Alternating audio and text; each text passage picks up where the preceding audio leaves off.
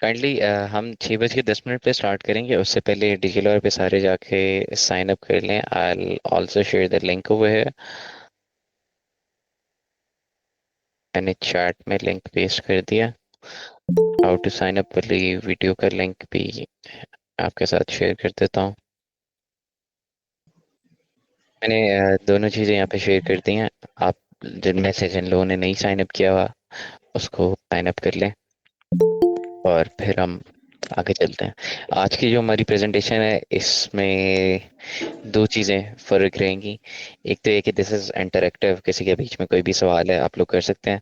And the second thing is कि आज हम दो प्रेजेंटेशंस देखेंगे। One is fully focused on how artificial intelligence can be revolutionizing the drafting in the legal sector, और दूसरी वाली थोड़ी सी डिजिटल ओरिएंटेड होगी।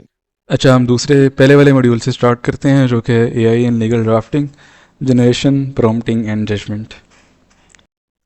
अच्छा जी, पहले की तरह हमारी जो पहली स्लाइड होती है वो एजेंडा की होती है।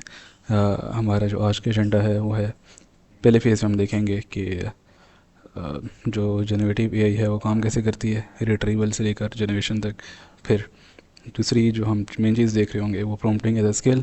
तीसरा फिर ये है कि आपने अगर कम्युनिकेशन करनी है एआई के साथ, जिसको हम प्रॉम्प्टिंग कहते हैं, उसके अंदर क्या चीज़ ज़रूरी है, उसके अंदर आपको किन बातों का ख्याल रखना है। उसके बाद फिर इस नए लीगल लैंडस्केप के अंदर जहाँ पे एआई जो है वो इस पूरे प्रोसेस का एक जुज़ बनता जा रहा है, उसके अंदर एक लॉयर का क्या रोल रह जाता है। अच्छा जी, जो यहाँ हमारे पास पहला क्वेश्चन आता है वो ये आता है कि अगर एआई किसी लॉ को रीड कर सकती है तो क्या वो उसको लिख भी सकती है। अभी तक एआई इस चीज़ में एग्जिस्ट कर रही थी कि आप उसको लीगल इश्यूज़ बताएं, उनको समराइज़ करके दे दे। आप उसको आ, उसको प्रॉम्प्ट दें और उसे पूछ लें कि इससे रिलेटेड कौन सी जजमेंट्स हैं, मुझे रिसर्च करके दे दो। यानी अभी तक उसका काम सिर्फ़ और सिर्फ रीड करने तक था। लेकिन जैसे जैसे एडवांस होती जा रही है, हम देख रहे हैं कि हम अब एआई से क्लोजेस भी ड्राफ्ट करवा रहे हैं, कॉन्ट्रैक्ट्स भी ड्राफ्ट करवा रहे हैं, मेमोज, नोटिस, पिटिशंस, ये सब कुछ भी ड्राफ्ट करवाया जा रहा है।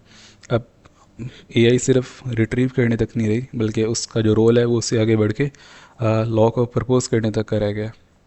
अब ये जो सारी एआई है, ये है कौन सी एआई? इस ये जो एआई की फील्ड है इसको हम कहते हैं जनरेटिव एआई, जिसके अंदर एआई से रिट्रीव नहीं कर रही बल्कि चीज़ें जनरेट भी कर रही है, प्रोड्यूस भी कर रही है।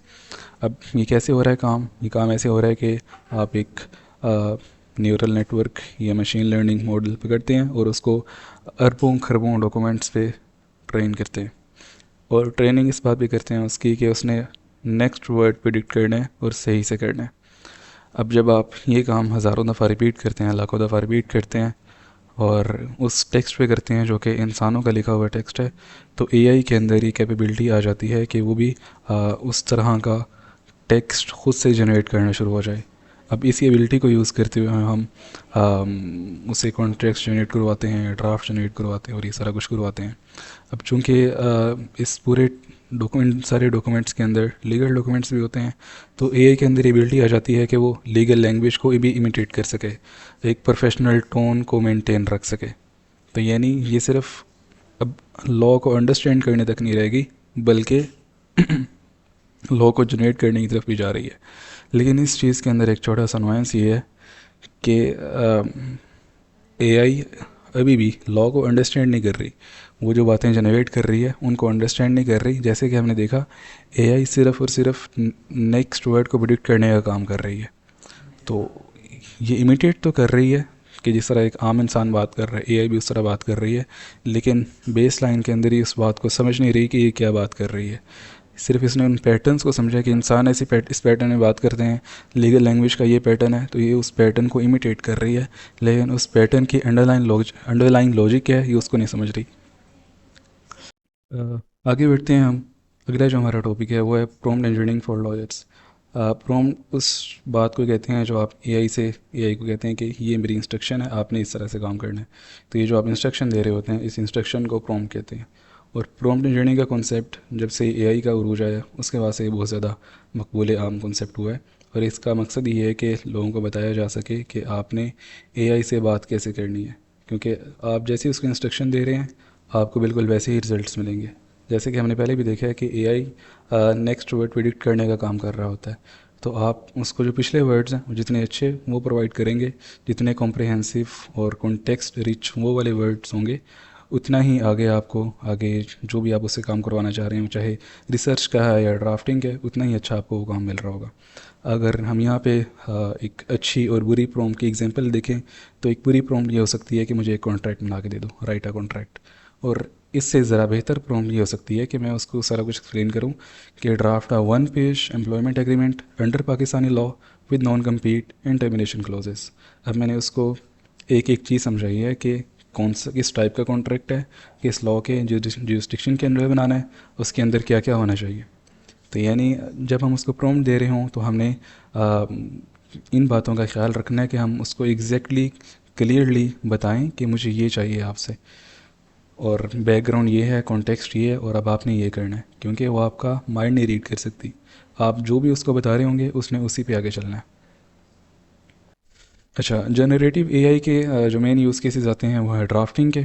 फिर उसके अंदर अगर हम लीगल ड्राफ्टिंग के अंदर आएँ तो कुछ यूज़ केसेस ये बनते हैं कि आप एम्प्लॉयमेंट कॉन्ट्रैक्ट से बनवा लें, एंड लीज बनवा लें, demand notice, lease agreements, advisory memos, client updates, यानी तकरीबन लिटिगेशन के, कॉरपोरेट के या टैक्स के जितनी भी ड्राफ्टिंग होती है वो तकरीबन सारी ही एआई कवर कर रही होती है। लेकिन इसके अंदर जो एक बहुत इंपॉर्टेंट पॉइंट है वो ये है कि एआई आपको पहला ड्राफ्ट तो दे रहा होता है, लेकिन फाइनल जो उसका वर्जन है वो आपने ही एडिट करना है। As a advocate, as a litigator, आपका ये काम है कि आप इस उन चीज़ों को देखें जो ए जनरेट कर रही है, और मेक श्योर करें कि वो लॉ एडेयरिंग है, उनके अंदर कोई ऐसी बात नहीं है जो कि एग्जिस्ट ही ना करती हो। फिर दूसरा ए का यूज़ केस ये हो सकता है कि आप उसे लीगल समराइजेशन और पैराफ्रेजिंग करवाएं। आप उसको कहें कि ये 20 पेजेस का केस लॉ है, मुझे बता दो कि इसके अंदर फाइनल डिसीजन क्या था, फैक्ट्स क्या थे, एक पूरा फायर है एनालिसिस मुझे करके दे दो। लेट से आपने क्लाइंट को कोई बात समझानी है, तो आप एआई इसको कह सकते हैं कि ये लीगल लैंग्वेज के अंदर ये बात ऐसी हुई है, मुझे ये बता दो कि मैंने एक लेमैन बंदे को ये बात समझानी है, मैं इसको कैसे समझा सकता हूँ। आप जो नए लॉयर्स आते हैं उनको इतना ज़्यादा कोर्ट की लैंग्वेज का आइडिया नहीं होता, तो वो ये भी कर सकते हैं कि एआई से वो चीज़ पैराफ्रेज करवा के समझ लें कि इसके अंदर कहा क्या जा रहा है। इस ये एक अजय वाला पार्ट है, ये compliance teams, in house councils और क्लाइंट कम्युनिकेशन के अंदर बहुत ज़्यादा हेल्पफुल है। अच्छा, यहाँ पे इन दोनों बातों के अंदर जो हमने एक बात का बार बार ख्याल रखना है वही है कि आपने ब्लाइंड ट्रस्ट नहीं करना है कभी भी एआई पे। एआई जो भी बात कर रही है, अगर वो चाहे वो कोई ड्राफ्ट है या आपको कोई केस लॉ बता रही है, आपको जो भी बता रही है, उसके अंदर वो फेक साइटेशन आपको बता सकता है, इनकरेक्ट क्लोजेस बना सकता है। आपने पाकिस्तानी लॉ के मुताबिक कोई बात बनवानी थी, उसने यूएस के मुताबिक वो बात बना दी। डिस्क्लेमर हो सकता है उसके अंदर ना हो। तो आपने इन सारी चीज़ों को वेरीफाई करना है कि एआई जो भी चीज़ जनरेट कर रही है आप उसको दोबारा से पढ़ें, देखें कि क्या उसने काम ठीक किया कि नहीं किया। तो यानी अब लॉयर का रूल बजाय ये कि वो एक एक वर्ड बैठ के लिखे और वर्ड पे जाके टाइप करे, यानी राइटर और ऑथर से ज़्यादा उसका रोल शिफ्ट हो गया है एडिटर इन चीफ वाला, कि अब आपने एक आर्किटेक्ट के तौर पे काम करना है और एआई से काम करवाना है। अब आप ड्राफ्टर नहीं रहे, अब आप क्या बन गए हैं, अब आप एक प्रॉम्प्ट स्ट्रेटजिस्ट हैं, अब आप ड्राफ्ट रिव्यूअर हैं, आप क्वालिटी गेट कीपर हैं और रिस्क फिल्टर हैं। यानी एआई ने जो भी चीज़ जनरेट की है वो आपसे होके एक कंसाइज और क्लियर मैनर के अंदर उसके फाइनल वर्जन तैयार हो। यानी आप यूँ समझ लें कि एआई आपका एक इंटर्न है। अब इंटर्न जो भी चीज़ आपके पास लेके आएगा आप हमेशा उसका रिव्यू करेंगे। बिल्कुल वैसे ही आपने एआई को अपना सुपरवाइज़र नहीं समझना, बल्कि ख़ुद से वो जो भी चीज़ कर रही है उसको सुपरवाइज़ करना है, और एट द एंड उस पर सिग्नेचर भी आपके हैं और उसकी लायबिलिटी भी आप पे आती है, तो हमेशा आपने उस चीज़ को रिव्यू करना है। तो इस बात से इस इन पूरी स्लाइड से हमारा की टेक अवे ये कि एआई ड्राफ्ट कर सकती है बट वो डिसीजन नहीं ले सकती। प्रॉम्प्ट इंजीनियरिंग जो है वो आज के ज़माने की एक नई स्किल है, और इसको सीखना वैसे ही ज़रूरी है जिस तरह 20 साल पहले कंप्यूटर को सीखना ज़रूरी था। लेकिन इसके साथ साथ एआई के इस्तेमाल के अंदर जो मेन गाइडलाइंस हैं वो ये हैं कि आपने एआई को गाइड कर रहे हैं कि उसने काम कैसे करना है, यानी प्रॉम्प्ट इंजीनियरिंग। फिर आप उसने जो काम किया है उसको वेरीफाई करना है, और अगर वो काम ठीक नहीं है तो आप दोबारा से इसको कॉन्टेक्स्ट बता के इससे दोबारा वो काम करवा सकते हैं। The lawyer of the future doesn't type faster, they prompt smarter and review deeper. अब जो फ्यूचर का लावर है उसमें ये स्किल मैटर नहीं करती कि वो 200 वर्ड्स पर मिनट टाइप कर सकता है, बल्कि ये स्किल मैटर करती है कि वो कितने अच्छे से एआई को प्रॉम्प्ट दे सकता है और एआई से अपना काम कितने अच्छे से करवा के उसको रिव्यू करके फाइनलाइज कर सकता है।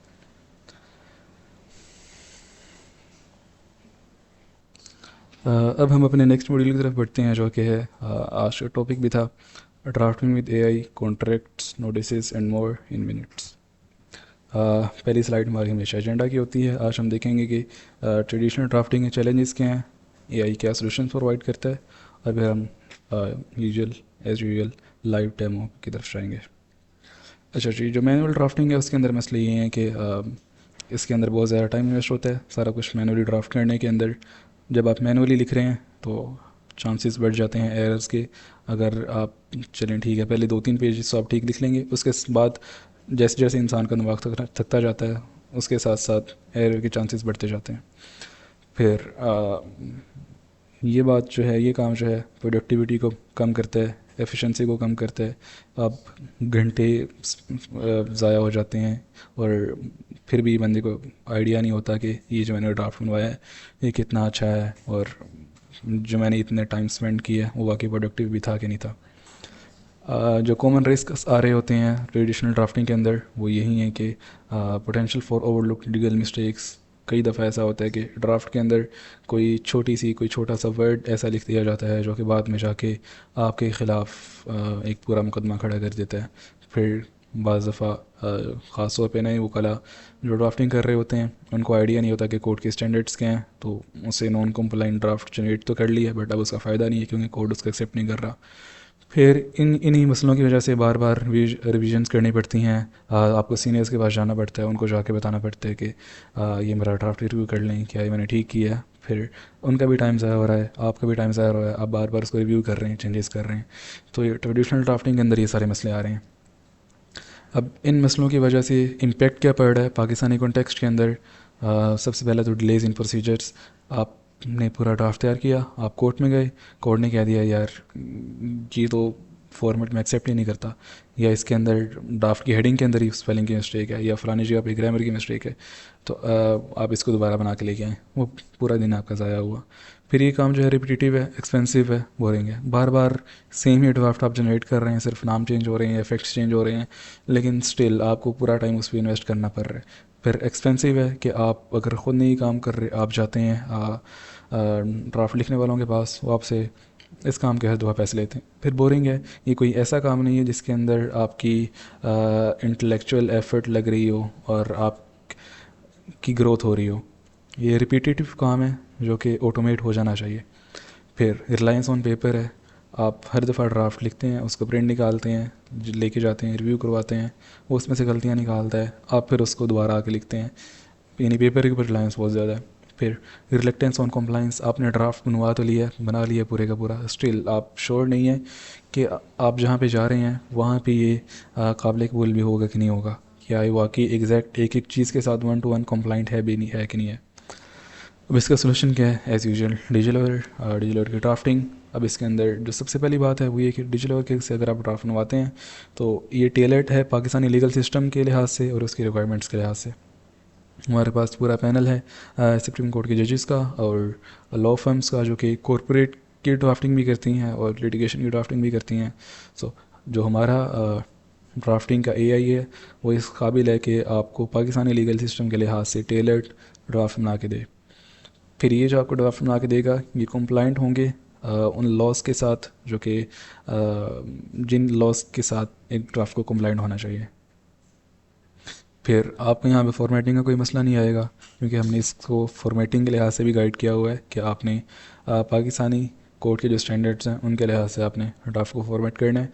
तो जो मैनुअल फॉर्मेटिंग एडजस्टमेंट्स होती थी उनका टाइम आपका बहुत ज़्यादा कट डाउन हो गया है। यानी अब आपको एक बीइंग अ लॉयर आपका ये काम नहीं होना चाहिए कि आप वर्ड खोल के हेडिंग का फ़ॉन्ट मैच कर रहे हों या ग्रामेटिकल मिस्टेक्स ठीक कर रहे हों। तो ये काम एआई आपके लिए खुद ब खुद कर रही है। फिर हमारा जो ड्राफ्टिंग का एआई है वहाँ पे साइट पे एक्सपोर्ट टू वर्ड का बटन होता है, क्योंकि आप लोग वर्ड यूज़ करने के बहुत ज़्यादा आदी हैं। तो आप सिंपली उस पर क्लिक करके एक्सपोर्ट टू वर्ड करें, और आपने जो भी उसको रिव्यू करना है, मैनुअल ट्विक्स करनी है, वो आप सिंपली वहाँ पे करें और वहीं से आप फाइनलाइज़ कर लें इसे। फिर आपको यहाँ पे ये भी सहूलत मिलती है कि आप यहाँ पे आएँ, अपने क्लाइंट्स की फ़ाइल जिसके अंदर फैक्ट्स हों या आपका जो केस है उससे रिलेटेड डिटेल्स हों, यहाँ पे आके अपलोड कर लें। आपको टाइप करने की ज़रूरत नहीं है, वो ख़ुद ही उनको समझेगा और उनके मुताबिक वहीं से इंफॉर्मेशन एक्सट्रैक्ट करके आपको एग्जैक्ट आपके टेलर्ड उस इंफॉर्मेशन की टेलर्ड एक ड्राफ्ट बना के दे देगा। यानी सिंपली क्लिक करें, अपलोड करें, ड्राफ्ट करें और एक्सपोर्ट करें, बस आपका इतना सा काम है। फिर जो जनरल एआई है उसके अंदर ये कैपेबिलिटी नहीं है कि आपको उर्दू के अंदर ड्राफ्ट बनवा के दे। ख़ासतौर पे लोअर कोर्ट्स के अंदर जो ड्राफ्टिंग हो रही होती है वो उर्दू के अंदर हो रही होती है, जो दावे दायर हो रहे होते हैं या इस तरह की दीगर चीज़ें हैं वो उर्दू के अंदर ही सारा काम हो रहा होता है। तो डिजिलॉयर आपको उर्दू के अंदर एक मुकम्मल फॉर्मेटेड ड्राफ्ट बनाने की फैसिलिटी भी देता है। फिर ये जो सारा वर्क फ्लो है इंतहाई यूज़र फ्रेंडली है। आपको कहीं भी आकर भी ये नहीं लगता कि यार मुझे समझ नहीं आ रही कि ये काम मैं कैसे करूँ। सब चीज़ें आपके बिल्कुल सामने हैं और एक नेचुरल वर्क फ्लो यहाँ पे अवेलेबल है। अब हम चलते हैं लाइव डेमो की तरफ। ये है डिजिलॉकर का डैशबोर्ड। यहाँ से मैं ड्राफ्टिंग पे चले जाता हूँ और लेट से मैं इसको कहता हूँ, बल्कि यहाँ पे जो लिखा हुआ है कार्ड के अंदर मैं यही ड्राफ्ट करवा लेता हूँ।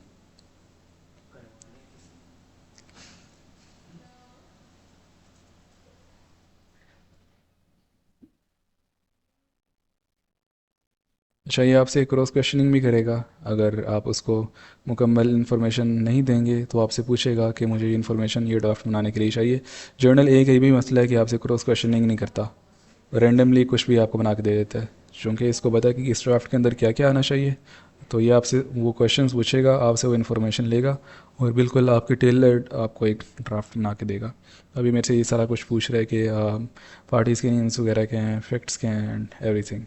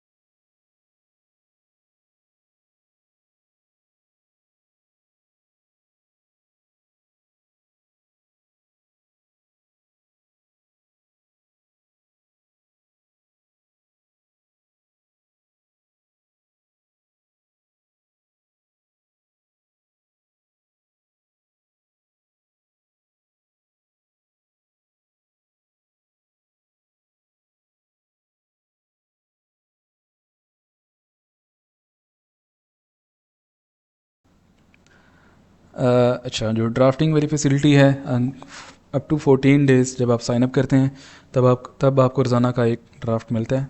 आप रोज़ाना एक ड्राफ्ट कर सकते हैं। और अगर आप प्रो वर्जन पे शिफ्ट होते हैं जो कि 2000 पर मंथ है या एनुअली 20,000 पर ईयर है, तो आपको अनलिमिटेड ड्राफ्ट्स मिलते हैं। लेकिन लेट से आप एक स्टूडेंट हैं और आप ये अफोर्ड नहीं कर सकते, so what you can do is आप डैशबोर्ड पे आएँ, वहाँ से क्लिक करें रेफ़र पे, और जब आप रेफ़र पे क्लिक करेंगे आपको एक रेफ़र लिंक शो हो जाएगा। आप वो वाला लिंक शेयर करें और अगर 10 लोग आपके वो रेफ़र लिंक से साइन अप करते हैं तो आपको एक कूपन कोड रिसीव होगा, जो कि आप यहाँ पे आके कूपन कोड एंटर करें और आपका फॉर 1 मंथ एक प्रो अकाउंट एक्टिवेट हो जाएगा।